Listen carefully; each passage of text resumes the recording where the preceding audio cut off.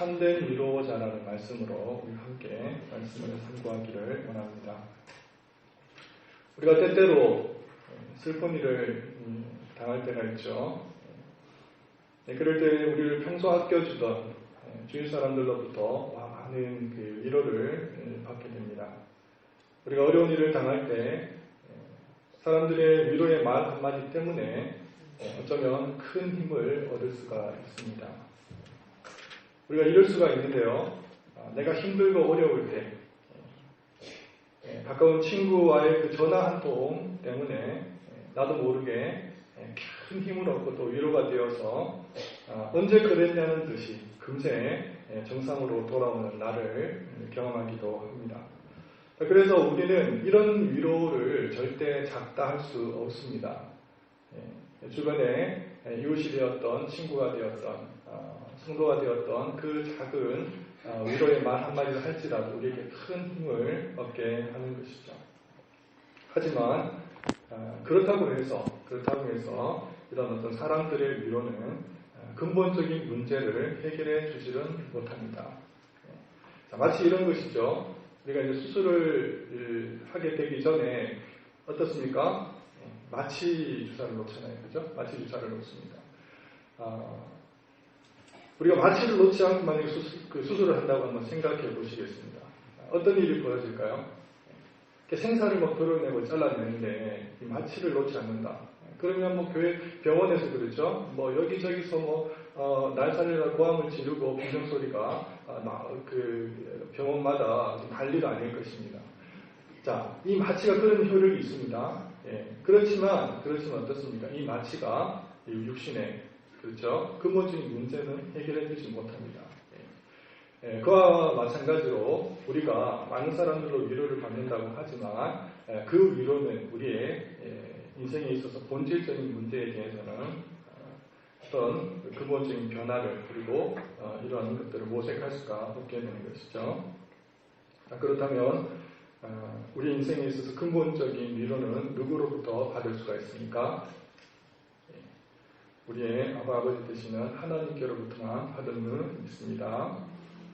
오늘 본문은 예레미야 31장을 배경으로 하는데요. 유대 백성들이 바벨론에 의해서 많은 사람들이 죽어나갔습니다. 자, 그렇게 수많은 사람들이 죽고도 또 많은 사람들이 노예로 끌려서 이제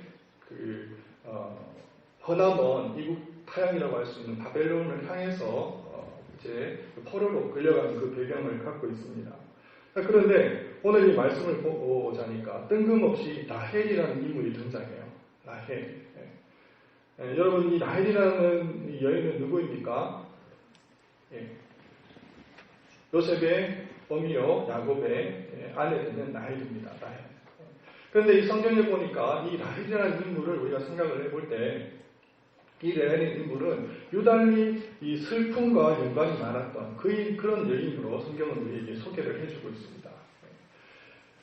그는요, 이제 결혼할 당시부터 어떻게 보면 이제 많은 근심과 이런 어떤 슬픔을 안고 결혼을 하게 되는데, 여러분 그 스토리를 아시잖아요, 그죠? 스토리를 아십니다. 근데 평생의 라이벌이 있어요. 평생의 라이벌. 그가 누구냐면 그것도 남이 아니고 정말 그 피를 나는 친언니가 평생의 라이벌입니다. 그래서 한 남편을 두고 그 남편의 사랑을 쟁탈하고 또 이렇게 암투를 벌여야 하는 그런 정말 기구한 운명 속에 놓여 있었던 여인이 이런 라헬이라고 하는 여인이었죠. 그런데 정말 비록 이 라헬이라는 이 여인이 그 남편으로부터는 무진장 사랑을 받았거든요. 얼굴도 용모도 예뻤다고 그렇게 얘기를 하고, 그리고 이 남편 되는 야곱을 레아보다 더 특별히 사랑했다고 성경은 우리에게 얘기해 주고 있습니다.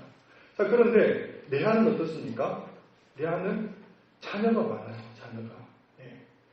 자녀를 많이 두었습니다. 그러나 이 라헬은 어떻습니까? 자녀가 없어요.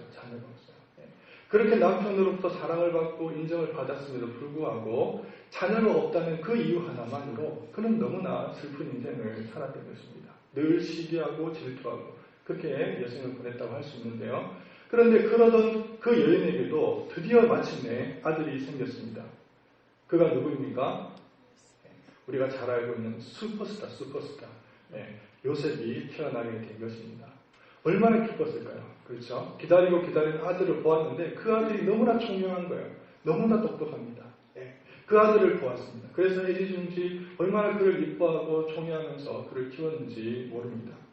그러나 그 기쁨도 잠시 라헬은 일찍이 세상을 떠나게 되는데요. 그 요셉의 바로 밑동생이죠. 이 베냐민을 낳다가 결국 하나님의 부르심을 받게 되었습니다. 그런 그녀가 얼마만큼 이 세상을 살아가는 동안에 있어서 슬픈 인생을 살았는지 이 아들을 막내 아들을 놓으면서 그에게 이름을 지어줬는데 그에게 지어준 이름이 무엇인가 하니 슬픔의 아들이라는 의미의 베냐민이라는 이름을 지어주게 되었습니다. 자, 그렇게 이 여인은 이제 세상을 뜨게 되고요. 특별히 이 나이를 사랑했던 그 남편 야곱은 그 아내의 그 시신을 어디에다 이제 묻게 되느냐니까 베들레헴으로부터 북쪽으로 대략 한 8km 정도 떨어져 있는 라마라고 하는 곳에 이 여인을 이제 묻어두게 되는 것입니다. 자, 그런데 참으로 좀 신기하고 또 공교롭게도 이 라마라고 하는 곳에 그리고 이 라헬이라고 하는 이 여인에게 있어서 계속해서 정말 애곡할 수밖에 없는 슬퍼할 수밖에 없는 일들이 계속해서 벌어지게 되는 것이었습니다. 자, 이제 우리가 지금 살펴본 것처럼 그 여인이 이제 일생 살아가는 동안에 슬픔이 그러하였다면 이제 그가 이제 죽고 난 이후 사후에 있어서 그 라헬의 슬픔을 한번 보도록 하겠습니다. 이 라헬이요, 그렇게 이제 아들을 놓다가 세상을 떠나게 되었는데 그의 사랑하는 아들, 정말 눈에 넣어도 아깝지 않은 그 아들 요셉이라는 한 인물이 그렇죠. 어떤 일이 벌어졌습니까? 그가 들판에 나가서 형을 찾아 헤매다가 어떻게 되었습니까? 들짐승에 의해서 찢겨서 죽었어요. 이것이 누구의 가장된 소식입니까? 그를 미디안 대상에 팔아넘긴 형들에 의해서 만들어진 속임수였습니다. 근데 평생 야곱은 어떻게 알고 있었냐면 죽은 요셉이었다고. 그러니까 들짐승에서 뜯겨 죽을 수밖에 없었던 그 아들이라고 그는 평생도록 믿고 살았던 것입니다. 그 슬픔이 오죽했겠습니까? 그렇죠? 그래서 이 야곱을 대신해서 지금 라헬이 오늘 말씀 속에서 대변하고 있습니다. 그가 자식이 없으므로 위로받기를 거절하였도다. 그렇게 말씀하고 있습니다. 자, 그런데 이제 수백 년이 지나서 또 세월은 흐릅니다. 세월을 흘러서 이제 유대 백성들이 이제 바벨론에 의해서 거대 강대국 바벨론에 의해서 이제 포로로 끌려가게 됩니다. 많은 사람들이 젊은이들이 죽고 또 정말 처참하고 비참하게 그런 어떤 비운의 어떻게 보면 인생들을 살아간 사람들이 많이 있었습니다. 그 외에도 남은 이제 젊은이들을 이제 북쪽으로 바벨론을 향해서 끌고 이제 올라가고 있는데 마침 지나가는 자리가 어디입니까? 라헬이 묻어 있는 이 무덤을 지나가고 있는 것입니다. 그래서 이 만인의 여인을 대변해서 또 라헬이 그렇게 울부짖으면서 말하고 있습니다. 그가 자식이 없으므로 위로받기를 거절하였도다. 그렇게 말씀을 주고 있는 것입니다. 성도 여러분, 이 세상에서 가장 극심한 슬픔이 있다면 여러분 무엇이라고 생각을 하십니까? 자, 그런데 또 이 사건이 공교롭게도 예수 그리스도께서 태어나실 이 무렵에 이 라마라고 하는 곳에서 똑같은 일이 벌어지게 된 것을 볼 수가 있습니다. 자, 헤롯이라는 인물이요, 예수 그리스도 태어난 유대인의 왕이라고 하는 아기 예수 그리스도를 처단하기 위해서 어떻게 계략을 꾸미느냐 하면 그 인근 모든 지경에, 그러니까 아기 예수가 거처하고 머물렀으려고 예상되어지는 모든 인경 지경으로부터 몇 세까지, 동방박사에게서 자세히 물어 본 그때를 기준으로 해서 2살까지 사내 아이들 모두 다 처단하게 되어지는 정말 또 뼈저린 아픔의 역사가 반복되었습니다. 그것이 어디입니까? 라마라고 하는 것입니다. 그래서 나엘이 그들을 또 대신해서 이렇게 읊어주고 있습니다. 그가 자식이 없으므로 위로받기를 거절하였도다. 그렇게 말씀을 하고 있는 것입니다. 그래서 오늘 본문 말씀은 어떻다는 것입니까? 이들을 주께서 위로하시겠다는 말씀입니까? 아니면 위로하시지 않겠다는 것입니까? 이 말씀은요, 예레미야 31장 말씀을 배경으로 하고 있는 본문 말씀이라고 할 수 있는데요. 자, 그렇죠. 당연히 이들을 하나님께서 위로하시겠다는 말씀을 우리에게 주고 있는 말씀인 것이죠. 이들마저도 위로가 된다는 말씀입니다. 어느 정도의 슬픔, 이 세상에서 제 아무리 극한 슬픔이라 할지라도, 그 아무리 가장 극심한 아픔이라 할지라도, 우리 하나님께서는 그 누구라도 위로하실 수 있다고 말씀을 주고 계신 것입니다. 누구를 통해서요? 우리의 참된 위로자 되시는 우리 주 예수 그리스도를 통해서 우리를 위로하시겠다고 말씀하고 있는 것입니다. 자, 여러분, 위로라고 하는 것이 무엇입니까? 여러분, 그래서 여러분들은 위로라고 하는 것을 어떻게 생각을 하셨나요? 자, 위로라고 하는 것은 기본적으로 이런 것입니다. 그 누군가의 아픔이나 슬픔을 압도할 수 있는 위안거리가 있을 때 우리는 그것을 위로라고 얘기합니다. 그렇습니까? 제가 만약에 사업을 하다가 500만 원을 잃어버렸습니다. 실패해서 500만 원의 손실을 보았는데 여기서 제가 위로를 받으려고 한다면 어떻게 위로를 받을 수 있느냐면 그것이 물질이 되었던 아니면 그 무엇이 되었든지 간에 이 500만 원을 상쇄할 수 있는 그 무엇이 나에게 주어져야만 합니다. 이것이 위로라고 하는 것이거든요. 그것이 우리 일반적으로 생각하는 위로가 되겠습니다. 하지만 어떻습니까? 500만 원이야 메꿀 수 있죠. 배고픈 것도 채워질 수가 있습니다. 자, 건강이 약해졌을 때 약을 먹는다든지 또 우리가 운동하는 것으로 충분히 회복이 되어질 수 있습니다. 하지만 이 모든 슬픔과 아픔과는 비교할 수도 없는 인생 최대의 슬픔, 궁극적 슬픔, 최악의 슬픔, 도무지 위로가 되지 않는 슬픔이 있다는 것입니다. 과연 이 세상에서 이 슬픔을 누가 보상해 줄 것이며 누가 이 괴로움을 치유해 줄 수가 있단 말입니까? 그래서 심각하게 나에는 남아에서 통곡하면서 울부짖고 있는 것입니다. 그런데요, 이와 똑같은 사건 하나가 일어났습니다. 그게 뭐냐면요, 주님께서 이제 나인성을 이르렀을 때입니다. 다다랐을 때에 가부 하나가 남편도 없고 가진 것도 없고 아무것도 없는 이 가부 하나가 그토록 애지중지했던 사랑했던 독자 아들을 잃어버렸습니다. 오늘도 마찬가지지만 그 당시 남편이라는 존재, 아들이라는 존재는 절대적인 위치를 차지합니다. 남자가 아니고서는 그 당시에 여인으로서는 경제활동을 할 수가 없었거든요. 그러니까 남편이 없거나 아들이 없는 사람은 아들을 잃든 남편을 잃는 그 순간 그 즉시 그 사람은 어떻게 되냐면 거지로 전락하게 됩니다. 인생이라고 하는 그 인생 자체가 아주 비참해지고 처참해지는 인생으로 나로 떨어지게 되는데요. 이 여인이 그래서 슬펐던 것은 또 아닐 것입니다. 자, 그러나 정말 그렇게 사랑했던 독자 하나가 이제 생명을 잃어버렸습니다. 나인성을 향해서 주님이 가십니다. 거짓대기에 묶여가지고 시체 하나가 정말 수많은 사람들이 울음으로 또 슬픔으로 눈물로써 그를 뒤를 따르고 있습니다. 주님께서 그 여인을 바라보시면서 불쌍히 하신 말씀이 있습니다. 딱 한마디 하셨습니다. 뭐라고 말씀하셨습니까?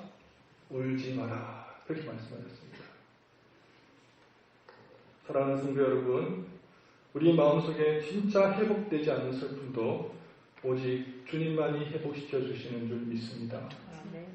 이 세상에서 그 누구도 해결해 줄 수 없는 그 어떤 문제도 오직 우리 주님만이 해결해 주시는 것입니다. 주님만이 울지 마라 말씀해 주실 수가 있습니다. 그래서 우리가 주님 안에 있는 것이 그렇게 중요합니다. 주님 밖에서는 위로받을 수가 없습니다. 그 어떤 슬픔과 그 아픔이라 있다 할지라도 주님 안에서는 가능한데 주님 밖에서는 우리가 위로받을 수가 전혀 없다고 하는 것입니다. 그래서 우리 주님께서 말씀하시기를 상한 갈대를 꺾지 아니하시고 꺼져가는 심지를 끄지 아니하시는 그 위로의 하나님께서 우리 가운데 지금도 저와 여러분 가운데 임마누엘 해 주시는 줄 믿습니다. 여러분 전라남도 고흥이라고 하는 곳에서는요 작은 사슴을 닮았다고 해서 소록도라고 하는 섬이 있습니다. 여러분 잘 아시죠? 그곳에 가면요 일제시대 때부터 이제 한센병이라고 그러죠. 나균에 감염되어가지고 몸이 이제 썩어 들어가는 그런 병을 앓고 있는 환자들이 그렇게 많았는데요. 지금에는 이제 그 병도 이제 감염이 거의 되지 않는다고 그렇게 얘기하고요. 그곳에 머물러 있는 주민들도 거의 이제 환자라고 보기에는 이제 뭐 양성 반응 자체가 이제 나타나지 않는 그런 분들이라고 볼 수가 있는데요. 자, 이 소록도를 이제 들어가는 초입에 어떤 곳이 있느냐면 숫탄장이라고 하는 곳이 있습니다. 숫탄장요. 이제 요즘으로 말하면 이제 만남의 광장이라고 할 수 있는데 이 만남의 광장 누구와의 만남의 광장이었을까요? 그곳은요 한센병으로 고통받고 있는 부모님들과 그리고 그의 자녀들이 만나는 장소였습니다. 그들이 이제 뭐 환자기는 하지만 그곳에서 어떻게요? 사랑하는 사람을 만나고 또 우리 또 뭐 결혼을 할 수 있겠죠. 결혼을 하고 또 가정을 가지면서 자식들을 놓지 않았겠습니까? 그런데 금기사항이 하나 있습니다. 그게 뭐냐면요. 그 부모들 자녀를 낳았다 손 치더라도 그 부모들은 그 자녀들을 어떻게 해요? 키우고 양육할 수가 없는 것입니다. 왜 그렇습니까? 이 어린아이들은 이 나균에 가장 취약한 그런 아이들이기 때문에 태어나는 순간부터 어떻게 합니까? 무트로 격리를 시켜야 했던 것입니다. 자, 그런데 이 아이를 보기 위해서 한 달에 한 번 만납니다. 한 달에 한 번. 아이들은 바닷바람을 등지고 서 있고요. 일렬로 쭉 서 있습니다. 길 건너에는 부모들이 서 있습니다. 그는 바닷바람을 안고 서 있습니다. 그것도 어미의 심정을 반영하는 것입니다. 그런데 그 아이들을 만날 때 이 도로를, 이 신장로라고 하는 이 거리를 건너갈 수가 없습니다. 아이를 부를 수는 있지만 안을 수도 없고 만질 수도 없습니다. 심지어는 가까이 가서 자기 자식이라 할지라도 머리를 쓰다마 줄 수가 없습니다. 그래서 이 광경을 목격한 사람들이 눈물과 탄식의 장소라고 해서 이곳을 이후에 숫탄장이라고 불렀다고 합니다. 사랑하는 성도 여러분, 누가 감히 이들을 위로할 수가 있겠습니까? 무엇으로 감히 이들을 위로할 수가 있나요? 억만금을 주어서 이들을 위로할 수가 있습니까? 아니면 금은보화를 이들에게 퍼다 나른다고 해서 이들을 위로할 수가 있겠습니까? 그 어떤 것으로도 그 무엇으로도 그들을 위로할 수 있는 것은 이 세상에는 찾아볼 수가 없습니다. 하지만요, 이 모든 슬픔과 이 모든 눈물을 해결하시고 씻어주실 분이 계시는데 오직 한 분, 우리 주 예수 그리스도만이 있으신 것입니다. 이 세상에 그렇게 많은 아픔이 있고 우리가 함부로 상상치 못할 그런 깊은 슬픔이 있을지라도 그 모든 아픔과 슬픔을 상쇄하고 압도할 만한 참된 위로자가 이 땅에 아기 예수로 태어나 주셨던 것입니다. 그렇습니다. 오늘의 말씀은 이런 의미에서 이마저도 위로하실 수 있는 분이 바로 이분이라고 성경은 우리에게 만인들에게 공포해 주고 있는 것입니다. 자, 어느 마을에 한 부자가 또 살았고요. 또 그리고 나사로라고 하는 가난한 거지가 또 살았습니다. 자, 어느 날 거지도 죽고 부자도 죽었습니다. 거지는 죽어서 아브라함 품에 안기게 되었고 그리고 이 부자는 어떻습니까? 음부에 떨어져 죽게 되었습니다. 음부에 떨어져 고통 중에 눈물을 흘리던 이 부자가 하루는 간절히 간청을 합니다. 아버지 아브라함이여 나를 긍휼히 여기사 나사로를 보내어 그 손가락 끝에 물을 찍어 나의 혀를 서늘하게 하소서 하였을 때 아브라함이 이렇게 대답하는 것을 볼 수가 있습니다. 부자야 너는 살았을 때 내 좋은 것을 받았고 나사로는 고난을 받았으니 이것을 기억하라. 이제 저는 여기서 위로를 받고 너는 고민을 갖느니라. 그렇게 대답해 주었습니다. 사랑하는 성도 여러분, 여러분이 원하는 위로는 무엇입니까? 여러분은 어떤 위로를 받기를 원하십니까? 부자가 받았던 그 위로를 받고 싶으십니까? 아니면 거지가 받았던 위로를 여러분 받고 싶으십니까?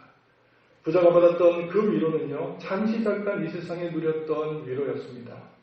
하지만 거지 나사로가 받았던 그 위로는 이 땅에서는 잠시 잠깐 고통이었을지라도 저 세상 주님이 계시는 그날에서는 영원히 위로를 받는 그런 위로를 받았습니다. 여러분은 어떤 위로를 받기를 원하십니까? 우리 주님께서 아기 주 예수 그리스도로 오신 우리 주님께서는 여러분께서 원하시는 그 위로를 주실 수가 있는 분이신 것입니다. 영원히 누릴 수 있는 이런 위로, 하나님께서 허락하시고 하나님께서 기뻐하시는 그 위로를 누리실 수 있는 저와 여러분 되시기를 바랍니다. 그렇습니다. 우리가 바라는 위로는 바로 이런 위로가 되겠습니다.